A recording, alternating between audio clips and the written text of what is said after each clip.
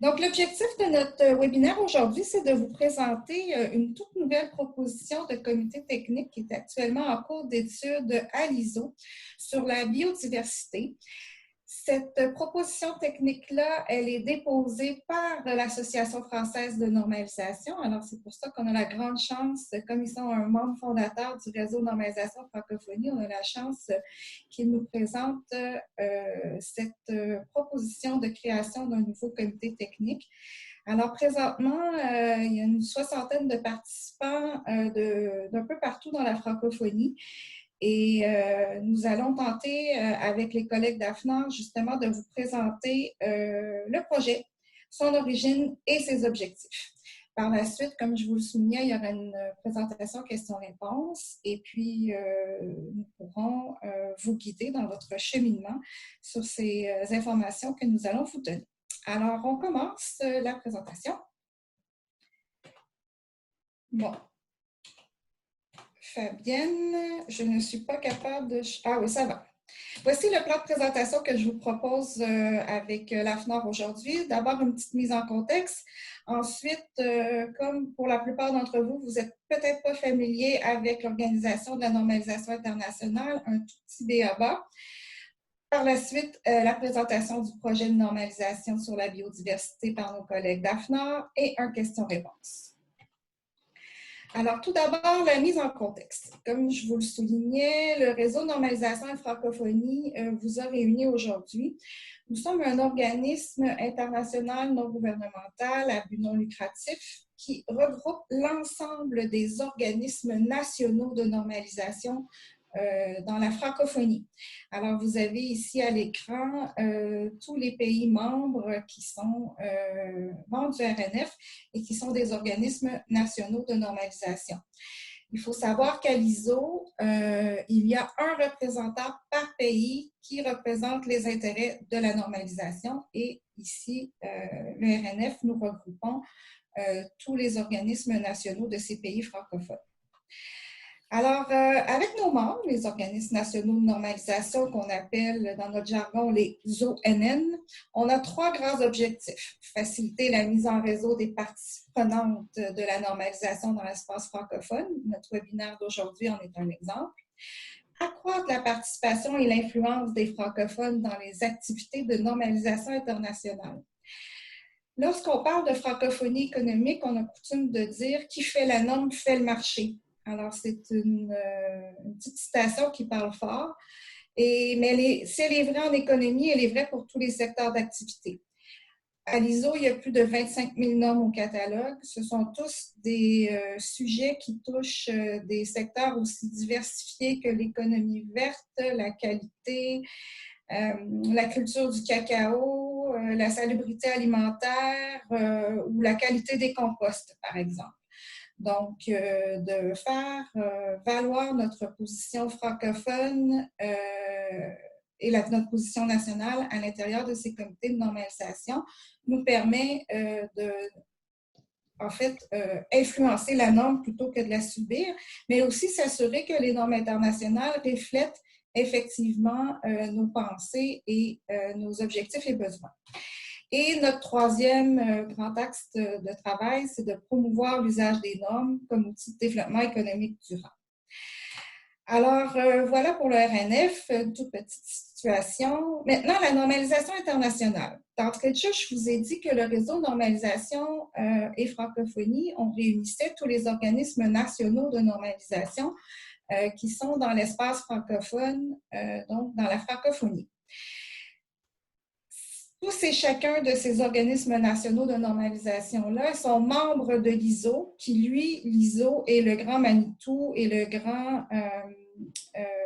plus grand publicateur de normes dans le monde. Alors, je pense que vous avez tous sans doute déjà entendu parler de ISO 14001, ISO 26000 sur la responsabilité sociétale des organisations. Et comme je vous le soulignais tout à l'heure, il y a plus de 25 000 normes au catalogue de l'ISO, donc c'est vraiment une grande organisation. La façon dont ça fonctionne à l'ISO, c'est que quand vous voulez participer à l'élaboration des normes, comme c'est le cas présentement, l'ISO a reçu de l'AFNOR, l'Association française de normalisation, une proposition pour un nouveau sujet de normalisation, soit la biodiversité. Une fois que l'ISO a reçu ce nouveau sujet-là, il se tourne vers, c'est à peu près 163 pays membres qui sont représentés par les organismes nationaux de normalisation, et il leur demande, est-ce que vous croyez que c'est une bonne idée de faire un comité de normalisation sur la biodiversité? Une fois, et là, c'est à ce stade-ci où nous sommes présentement, c'est-à-dire que l'ISO est à sonder ces pays pour valider l'intérêt de nouvelles normes sur la biodiversité. Alors, chacun des organismes nationaux, comme par exemple l'ANM du Bénin, l'ASN, l'Association sénégalaise de normalisation, le Conseil canadien des normes, le Congo RDC via l'Office congolais de contrôle, ils sont présentement en train de sonder leurs parties prenantes pour voir si c'est une bonne idée de participer ou de mettre en place, pardon, un nouveau comité de normalisation sur la biodiversité. Dans l'affirmative, au terme du vote, l'ISO, si c'est positif, va mettre en place un nouveau TC, Technical Committee. Il faut savoir que la langue de travail à l'ISO est l'anglais, bien que le français soit une langue officielle de l'ISO, de même que le russe et l'anglais. Alors, dans l'éventualité d'une offre positive, l'ISO va mettre en place un comité de normalisation sur la biodiversité. Par la suite, pour y participer, chacun des pays, encore une fois, tous les organismes nationaux de normalisation, vont mettre en place ce qu'on appelle dans leur pays un comité miroir, une commission miroir du comité international, du TC international biodiversité. Et ce comité miroir-là va être géré par l'organisme national de normalisation de chacun des pays. Et il aura pour objectif de regrouper toutes les parties prenantes intéressées par la biodiversité. Et c'est ces parties prenantes-là, alors les experts, qui vont à leur tour commenter les projets de normes qui vont descendre du comité technique vers les commissions miroirs nationales. Alors, c'est l'organisme national de normalisation qui est le secrétaire et dirigeant de la commission miroir nationale. Il regroupe ces organismes ou ces parties prenantes expertes et il s'assure avec eux d'avoir un consensus pour, par la suite, le retourner à l'ISO. C'est comme ça qu'on met en place des normes internationales. Ce processus, on va se le dire, de participation à la normalisation internationale a encore besoin d'être connu et c'est l'objectif du réseau de normalisation et francophonie avec un webinaire comme ce matin pour informer tous les... parce que tout le monde a vos chapitres. Hein. Il suffit, comme expert, si vous êtes un expert de la biodiversité, d'aller voir, par exemple, si vous êtes béninois, votre agence de normalisation et de métrologie au Bénin et de lui dire, moi, j'aimerais participer à ce comité-là. Et si le Bénin a décidé d'y participer, il vous intégrera dans son comité miroir. Alors voilà, ça c'est une toute petite présentation de base sur l'Organisation internationale de la normalisation. Donc, on comprend ici qu'on est au premier stade où l'ISO est en train d'évaluer les propositions pour accepter un nouveau comité de normalisation sur la biodiversité. Et dans l'affirmative, il y aura un comité qui sera créé avec la participation des pays qui le souhaiteront. On reviendra un petit peu plus tard en présentation pour vous préciser davantage le rôle que vous pourriez avoir à jouer dans ces comités-là. Alors maintenant, je vais laisser la parole à nos deux collègues, Fabienne et Caroline de l'AFNOR, pour nous présenter leur projet de normes sur la biodiversité. Alors moi, je garde la main pour changer les diapos et Fabienne et Caroline prennent le micro. Bonjour à tous.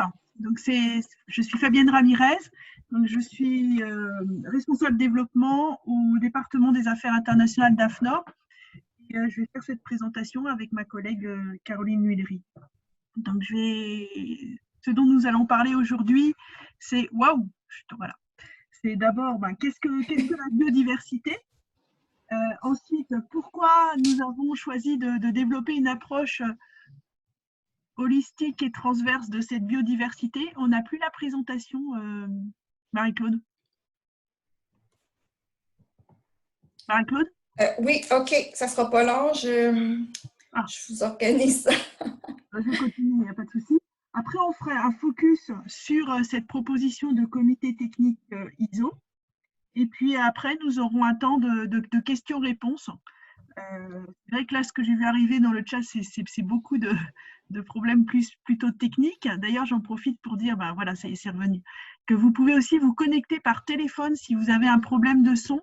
Je viens d'envoyer j'espère que je l'ai envoyé à tout le monde, l'invitation Zoom pour retrouver votre numéro de téléphone local. Je vais peut-être le renvoyer, excusez-moi, mais je vais peut-être le renvoyer à tout le monde. J'en ai pour 2 secondes, ce sera mieux parce que j'ai vu qu'il y avait plusieurs personnes qui avaient des soucis. Voilà, donc je reprends ma présentation. Donc on verra, hein. Qu'est-ce que la biodiversité? Pourquoi on a choisi une approche holistique et globale de la biodiversité? Et en fait, après, on fera un focus sur vraiment notre proposition d'un point de vue concret, ce qu'on veut faire. Tu peux passer au suivant.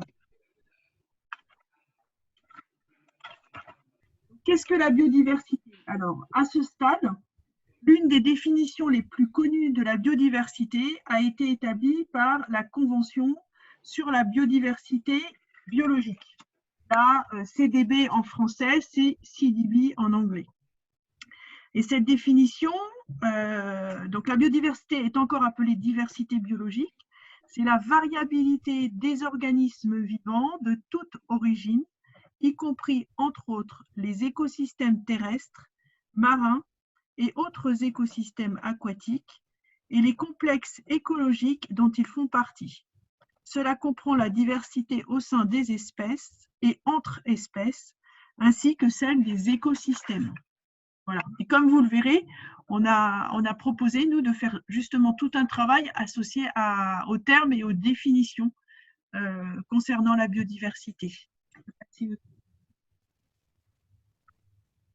Pourquoi on s'est décidé en France à travailler sur ce sujet de la biodiversité et pourquoi on a attaqué ce sujet de façon, on va dire, transversale, hein, de façon holistique et globale? Déjà, on a nos parties prenantes en France, hein, mais on se rend compte aussi que les parties prenantes dans le monde entier sont de plus en plus conscientes en fait, et engagées dans la préservation, la restauration et l'utilisation durable de la biodiversité. Vous le connaissez peu, vous le savez certainement, mais il y a énormément d'initiatives et d'événements importants à venir concernant la biodiversité, en particulier le congrès de l'Union internationale pour la conservation de la nature. Alors c'est vrai qu'au départ, hein, il était prévu là au mois de juin et il est reporté à l'année prochaine, en 2021. Il y avait aussi la COP 15 qui était prévue au mois d'octobre et qui elle aussi est reportée en 2021. Mais enfin, ces grands événements internationaux ont conduit nos acteurs à se dire il faut aller sur ce sujet-là. Il y a vraiment un besoin d'agir rapidement en faveur de la biodiversité. Donc, comme je viens de le dire, hein, la préservation de la biodiversité est devenue un enjeu éthique, économique et mondial. C'est un enjeu politique croissant et qui est souligné par une reconnaissance internationale de la perte généralisée de la biodiversité et de la nécessité d'accélérer la recherche de solutions donc pour la préservation, la restauration et l'utilisation durable de la biodiversité. Et il y a aussi un fort enjeu économique, hein. Nos économies dépendent fortement de cette biodiversité. Elles ont aussi un énorme impact négatif sur elles. Et ainsi, on voit que les liens entre l'économie et les écosystèmes doivent être explorés et pris en compte. La préservation, la restauration et l'utilisation durable de la biodiversité représentent aussi une opportunité économique et ouvrent en fait sur de nouveaux secteurs d'activité. Ça aussi, ça va en faveur d'une normalisation. Comme je viens de vous le dire, il existe de nombreuses initiatives nationales, régionales, internationales. On a essayé d'en citer quelques-unes sur cette diapositive et dans notre formulaire que vous avez certainement vu. il y a des documents de stratégie, des politiques nationales comme en Europe, mais aussi en Chine, en Afrique. On a vraiment, en faisant une recherche bibliographique, identifié énormément de pays qui avaient en fait une stratégie en faveur de la mais au cours de ce travail d'étude, de ce travail bibliographique, d'ailleurs, on a Ludovic Royer qui a fait une partie de ce travail à l'AFNOR, on s'est rendu compte qu'il y avait beaucoup d'initiatives politiques, il y avait beaucoup d'initiatives scientifiques, mais il n'y avait pas actuellement d'initiatives réelles en normalisation pour la biodiversité. Et qu'en fait, il devenait nécessaire pour les acteurs d'avoir quelque chose qui faisait le lien entre ces actions politiques, ces actions stratégiques, ces actions de recherche, ces actions d'expérimentation, pour avoir des outils harmonisés, des méthodologies harmonisées, promues en fait à une échelle plus large, et que cela était possible grâce à la normalisation. Donc vraiment, l'idée, c'est le besoin en fait identifié par nos acteurs au niveau français, c'était d'harmoniser les outils et les méthodologies pour soutenir et contribuer à la mise en œuvre de la biodiversité. Voilà. Donc maintenant, pour aller un peu plus dans le concret sur la normalisation que nous voulons développer, je vais passer la main à Caroline. Est-ce que tu es là, Caroline? Tu m'entends? Oui, tout à fait. Bonjour, bonjour à tous. Caroline L'Huillerie. Donc je prends la suite pour aborder en fait l'intérêt pourquoi la normalisation internationale. Caroline, tu peux dire oui, que si le comité technique est créé, ce sera toi qui le prendras en charge. Bon, ben voilà, merci Fabienne, c'est dit. Effectivement, là, aujourd'hui, je suis des thématiques qui sont plus en lien avec l'air et le sol, donc liées aussi avec les thématiques de biodiversité. Mais voilà, si on a la chance d'avoir ce comité technique ISO qui se crée, j'aurai voilà, le plaisir d'assurer ce secrétariat.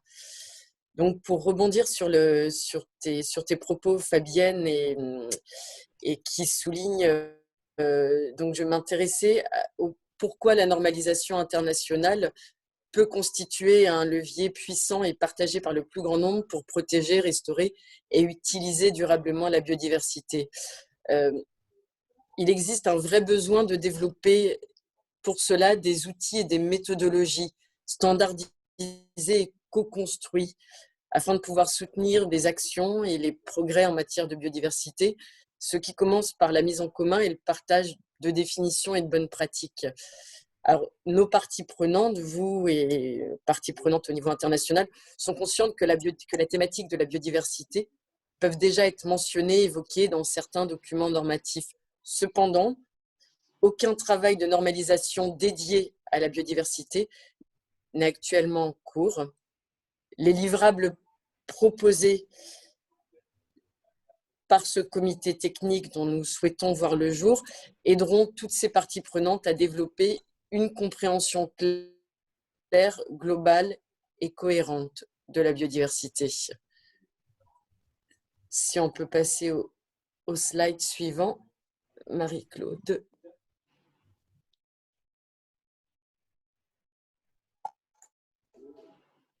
C'est bon? C'est la bonne? Je vais maintenant présenter, merci, oui, tout à fait. Je vais maintenant présenter plus en détail la proposition de création d'un nouveau comité technique ISO sur la biodiversité, en commençant par le domaine d'activité proposé, ce qui permet de cerner, de poser la pierre angulaire et de délimiter ce que pourra être ce périmètre. Il s'agit de normaliser dans le domaine de la biodiversité pour développer des exigences, des principes, un cadre, des lignes directrices et des outils d'aide pour toutes les organisations concernées dans une approche holistique et globale afin de renforcer leur contribution au développement durable. Sont exclus de ce champ de la normalisation les méthodes d'essai et de mesure de la qualité écologique de l'eau, de l'air, des sols et de l'environnement marin. S'il te plaît, Marie-Claude.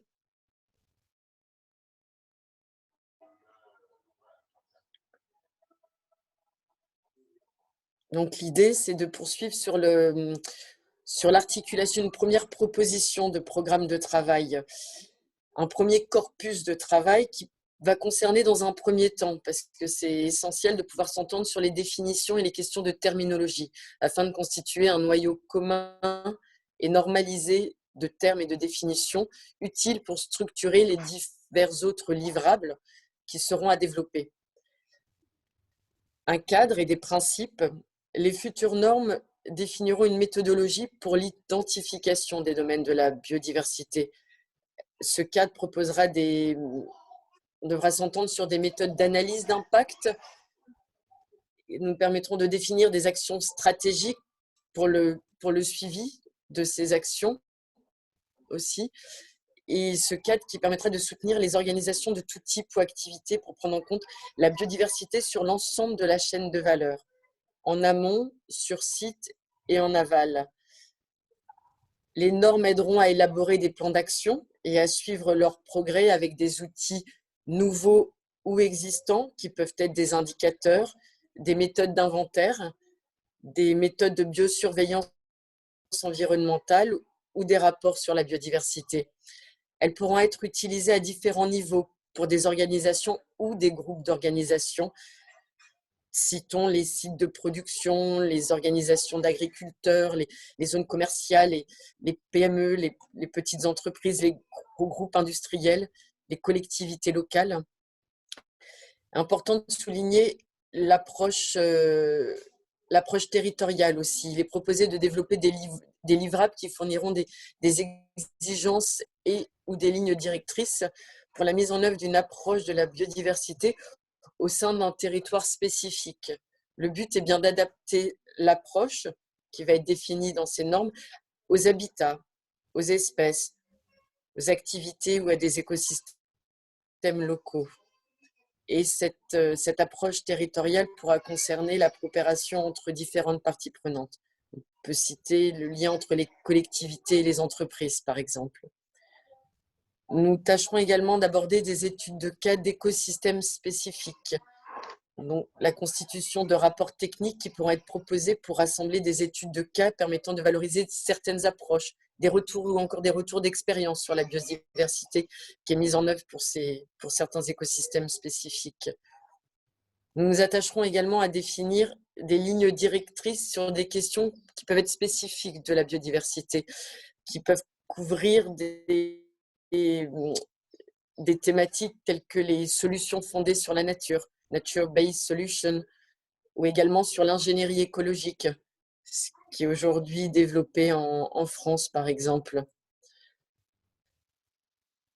Enfin, la collecte et l'échange de données sur la biodiversité, il est proposé ici d'élaborer des lignes directrices pour collecter et échanger des données qui pourront être suivies tout au long d'une chaîne de valeur, afin de permettre des approches pertinentes et fiables et d'avoir des retours d'expérience et pouvoir suivre ces données. Donc, on se rend compte ici de l'importance de définir un programme de travail qui sera discuté in fine par les membres qui participeront à ce nouveau comité technique. Fabienne, je te repasse la main sur la slide suivante. J'y suis. Donc effectivement, comme on vous l'a dit, on n'a pas identifié de travaux internationaux qui concernent ce sujet. Par contre, on a identifié certaines normes au niveau national, donc dans certains pays qui existaient. Alors, on a trouvé 3 normes au Royaume-Uni, une sur la gestion des risques et des opportunités pour les entreprises, une autre sur la planification et le développement, donc vous voyez des normes là qui sont assez génériques, et une dernière qui est plutôt un guide sur l'étude des chauves-souris dans les arbres et les bois. En France, on a aussi une norme qui a été publiée sur l'ingénierie écologique, et nous avons identifié aussi certains travaux en Suède et en Norvège au cours des échanges des derniers webinaires que nous avons faits. Donc une norme qui est sur l'étude de la biodiversité, la mise en œuvre, l'évaluation et le suivi pour la Suède, et une autre sur la collecte des données environnementales, donc tout ce qui concerne les facteurs influençant la diversité naturelle et l'environnement culturel en Norvège. Et lors d'un dernier webinaire aussi, l'Équateur, en fait, nous a dit qu'ils avaient des travaux dans leur pays et doivent nous envoyer les références. Voilà. Ça concerne les normes publiées. Et concernant les travaux qui sont en cours, donc des travaux qui sont en cours dans les commissions nationales, et les projets de normes nous sortiront dans les 6 prochains mois, on va dire. On a identifié 3 projets de normes au Royaume-Uni, 2 sur le gain net de biodiversité et 1 sur la conception et l'installation de boîtes à oiseaux. En France, nous avons également 3 projets en cours, 2 sur la biodiversité et l'ingénierie écologique et 1 sur la manière d'aborder les questions de biodiversité dans les organisations. Sur la biodiversité et l'ingénierie écologique, l'une traite de la conduite d'un état initial de la biodiversité dans le cadre d'un projet de développement et l'autre d'une méthodologie de gestion de projets d'écosystème. Voilà, alors l'un des objets en fait de ces webinaires que nous faisons, c'est de partager ces connaissances, mais aussi de savoir justement si nous n'avons pas oublié des documents. Et peut-être il y a dans certains de vos pays des travaux qui existent, c'est-à-dire des normes qui sont déjà publiées ou des travaux qui sont en cours. Donc dans ce cas-là, merci beaucoup de nous le dire. Hein. Voilà, on peut passer au slide suivant. Caroline, je te rends la main. Oui, merci. Alors effectivement, les enjeux de biodiversité dans vos pays peuvent être à la fois globaux, à la fois spécifiques. En tout cas, il apparaît important que tous puissent y être associés à de tels travaux de normalisation. La construction d'un programme de travail robuste pour ce nouveau comité technique se fera avec l'ensemble des parties prenantes qui siégeront autour de la table. Il s'agit bien d'une co-construction, d'où l'importance que vous puissiez être représentés pour porter vos points de vue, vos propositions. Alors, qui sont ces parties prenantes qui siègent autour de la table, qui siégeront autour de la table? Nous avons des autorités nationales. Les nouvelles normes aideront en effet les organisations, les autorités nationales à respecter leurs engagements, à intégrer les attentes de la société et à améliorer les pratiques actuelles de collecte et d'échange de données sur la biodiversité. En France, nous avons le soutien du ministère de l'Environnement, du ministère de l'Agriculture et du ministère des Affaires étrangères. Nous avons également il existe également l'Office français de la biodiversité. Nous avons également les autorités locales. Les autorités locales, c'est l'ensemble des normes qui contribueront à mettre en œuvre des exigences, un cadre, des orientations adaptées à un territoire. Par exemple, l'Office français de la biodiversité a des missions et des bureaux au niveau local et régional. On a également la Fédération des parcs naturels régionaux, qui a des antennes à un niveau plus local. Parmi ces parties prenantes, citons les associations de protection de l'environnement. La normalisation leur fournira un outil de dialogue pour promouvoir la biodiversité en tant que valeur spécifique et irremplaçable. France Nature Environnement, par exemple, en France. Nous avons également le consommateur qui est représenté, qui l'ensemble des normes pourra contribuer à promouvoir des produits associés à des actions spécifiques visant à préserver, promouvoir la biodiversité.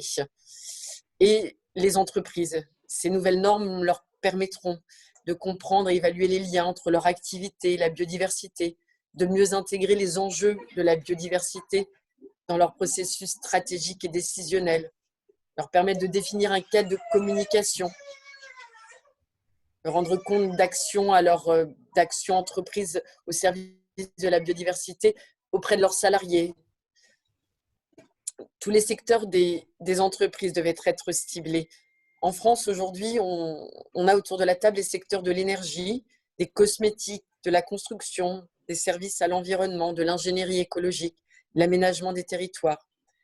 Enfin, un acteur incontournable, c'est la recherche scientifique, que l'on retrouve à travers toutes ces parties prenantes présentées précédemment et qui pourra apporter de précieuses contributions. En France, nous avons le Muséum d'histoire naturelle, la Fondation française pour la recherche sur la biodiversité, par exemple. Merci pour la slide suivante. OK. Merci, Fabienne. Donc, voilà. Donc, Caroline et moi, nous vous avons présenté notre proposition, la proposition qui a été faite et qui a été soumise, en fait, par le secrétariat central de l'ISO à ses 160, je crois que c'est 163 ou 164 membres au mois de février, le 25 février 2020. Donc, la référence de ce document, c'est l'ISO TSP 285, qui, comme Marie-Claude nous l'a expliqué en début de présentation, a été envoyé en fait à tous les membres de l'ISO, qui sont les organismes nationaux de normalisation. Et l'enquête est en cours, donc en cours de vote dans chaque pays au sein des parties intéressées, pour définir les positions des pays de l'ISO jusqu'au 19 mai prochain. Donc, vous voyez que la date se rapproche. Après, le calendrier provisionnel, c'est qu'on espère, une fois que les organismes de normalisation de chaque pays de l'ISO ont défini leur position, ont voté auprès de l'ISO après avoir consulté leurs acteurs, leurs parties dans leur... J'entends mal, Fabienne. Ah, mince. Ça va mieux là? En fait, je suis en face. C'est mieux, ouais. Ouais, merci. Donc, je reprends. Donc, l'idée, c'est que si vous êtes un acteur de la biodiversité intéressé par ces travaux, mais il est important pour vous de prendre contact avec votre organisme national de normalisation. Il y en a un dans chaque pays.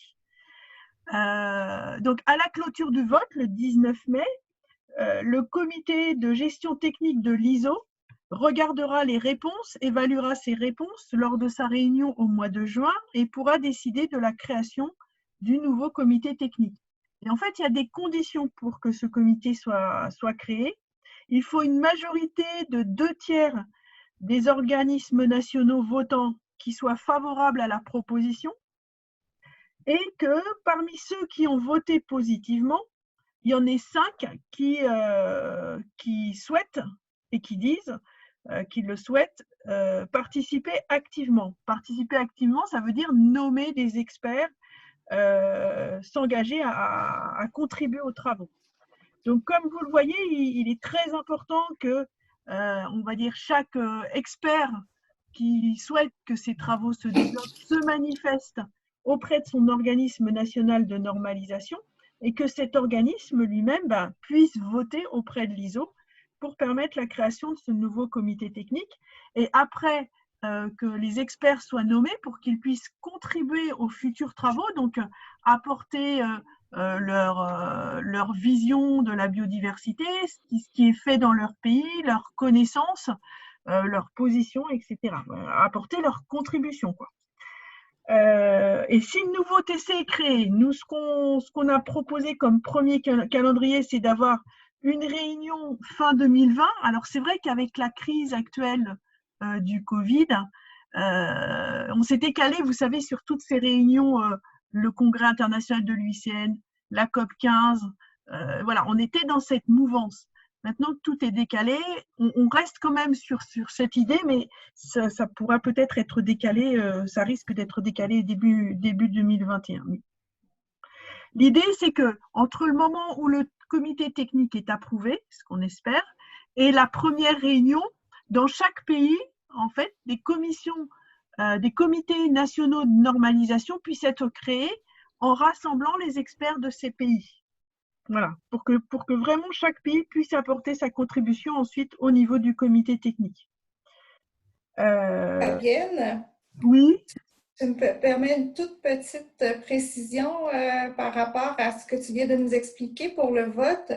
Je veux simplement préciser que je constate qu'il y a beaucoup de Québécois qui sont en ligne dans notre webinaire. Pour le Québec et le Canada, la date de clôture, ça c'est le 19/05, c'est à l'ISO, mais le Canada ferme ses commentaires demain soir 16h. On leur a demandé une petite extension en raison de notre webinaire. Et comme vous pouvez le voir dans le chat, c'est Élodie Gingras du Bureau de normalisation du Québec qui va recueillir les commentaires du Québec et qui va s'organiser pour répondre pour nous. Alors voilà, c'est tout. Voilà. Okay. Nous, par exemple, à l'AFNOR, à titre d'exemple, la clôture de l'enquête au niveau français était le 30 avril, jeudi dernier. Donc, mais c'est le vote de l'ONN, de l'Organisme national de normalisation. Lui, au niveau international, c'est le 19 mai. Voilà, où est-ce que j'en étais? Oui, donc l'idée, c'est d'avoir notre première réunion avec la proposition des nouveaux sujets en 2020-2021 et dès 2021, pouvoir engager vraiment le programme de travail, c'est-à-dire que tout le monde se mette ensemble pour construire des documents venant en soutien de la biodiversité. Voilà. Ensuite, si on peut passer au slide suivant. Donc, comment participer? Donc, comme je vous l'ai dit, ce sont les organismes nationaux de normalisation qui sont membres de l'ISO pour leur pays, définissent les positions nationales, votent à l'ISO et nomment les experts. Donc, je vous ai mis ici deux liens qui vous permettent, à la fois en utilisant le site du RNF ou le site de l'ISO, de retrouver en fait toutes les coordonnées, tous les liens avec vos organismes de normalisation. Et si on a identifié tous les représentants des pays, tous les pays, vous savez, avec le petit sondage que je vous ai mis en début de réunion, on vous fera une extraction pour que vous ayez les coordonnées de votre organisme de normalisation, mais certains ont peut-être déjà des contacts avec. Donc, l'organisme de normalisation nationale, quand il va voter, il a 3 possibilités. Il peut approuver la proposition, la désapprouver ou s'abstenir. D'accord? Mais il y a une deuxième question qui est aussi très importante, c'est qu'il y a différents statuts au niveau international. On peut être dans un comité technique membre participant, c'est-à-dire qu'on envoie des experts, on contribue à l'élaboration des normes, on va voter sur les projets de normes ensuite. Donc vraiment, on est partie prenante et on souhaite généralement appliquer ces normes dans son pays. On peut être membre observateur, c'est-à-dire qu'on va regarder ce qui se passe dans le comité technique, mais on n'a pas forcément une volonté d'être vraiment actif, d'envoyer des experts. On regarde ce qui se passe. Ça peut être un premier statut, par exemple, quand la commission nationale n'est pas encore créée, quand il n'y a pas assez d'experts, ou non participants. Voilà, parce qu'il y a plus de 300 comités techniques à l'ISO et on ne participe pas à tous les comités techniques. Mais je pense que là, il y a un enjeu très fort sur la biodiversité pour qu'il y ait un maximum de pays qui s'engagent à participer dans les travaux. Voilà. Vas-y, on peut passer au slide suivant.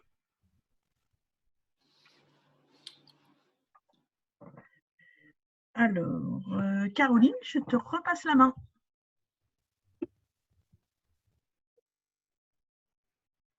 Oui. Alors oui, comme point en vue de conclure sur ces différents éléments, l'objectif de ce travail de normalisation sur la biodiversité est bien de développer une approche holistique et globale de la protection, de la restauration et de l'utilisation durable de la biodiversité pour les organisations et les communautés.